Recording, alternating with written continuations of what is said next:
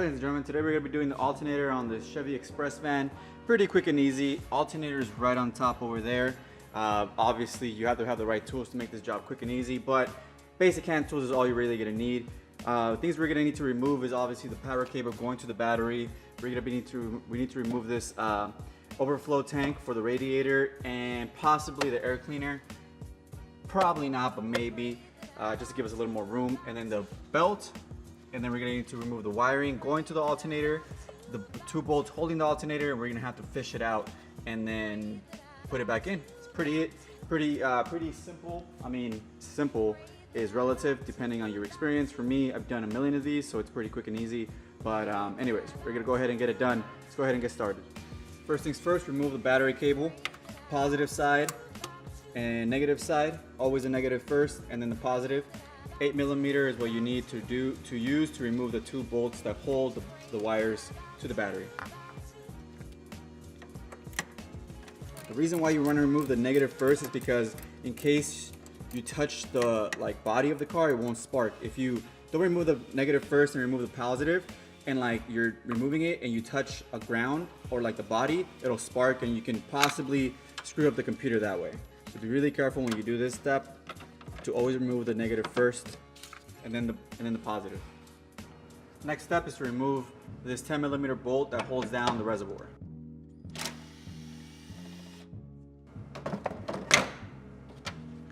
And it just pops right out just like that.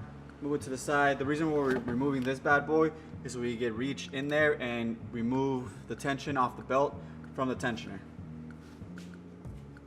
Quick tip, always put the bolts back in where you remove them so you don't lose them. This way you always know where they go and you don't lose them. Tensioner is in there. Let me get the flashlight. Hopefully you guys can see it. It's right there. It's gonna be a 13mm bolt that you need to use a wrench on. Let me get it all set up, guys. All right, so tensioner, it's a 15mm wrench actually. It's right there, and the way you're gonna move it, it's gonna be to the right, which is clockwise, to remove the tension off the belt. Okay, like that. Okay, with the tension off the belt, we can remove the belts now.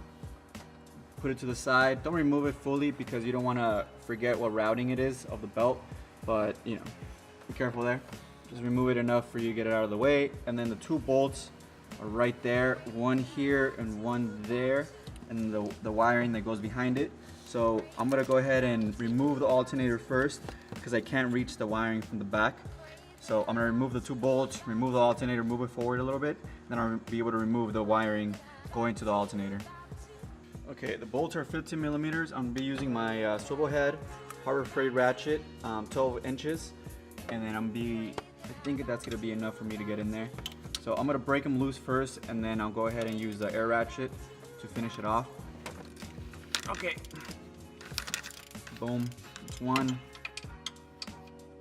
hand, boys. One hand. Look at this. Oh yeah. Harbor Freight, baby. That's how we do it. Air ratchet time.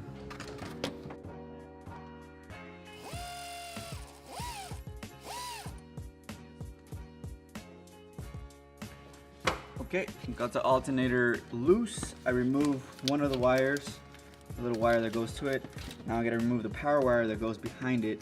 It's a 10mm. I'll be using a ratcheting wrench to get in there and remove it. Quick and easy, no big deal. Go ahead and remove it and then I'll remove it, and then I'll show you guys when the alternator is coming out. Boom! Easy peasy Japanesey. Well, easy for me, I don't know about you guys. But I'll go ahead and put the new alternator in, and then, yeah. Okay, ladies and gentlemen, I had to remove the air cleaner box. Sneak out the alternator. No big deal, we got the new one going in. Boom. Oh yeah, pro tip. So these little tabs coming out right here, you see these? So these bad boys will sometimes push in, and it won't allow you to put the alternator in. So what you have to do is push these out. The best way to do it is use some pliers and squeeze them and squeeze them out. Okay, that'll give you enough room to put the alternator in. And when you put the alternator in, you put the bolts in. These two little, I don't even know what they're, dowels, will get pushed back in against the alternator and you should be fine. But when you're putting it in, that'll happen sometimes where you can't put it in because these things are pushed in way too far in, and the new alternator is like a little bit too thick. So push those out if you can't put the alternator in. Then you start putting everything back together.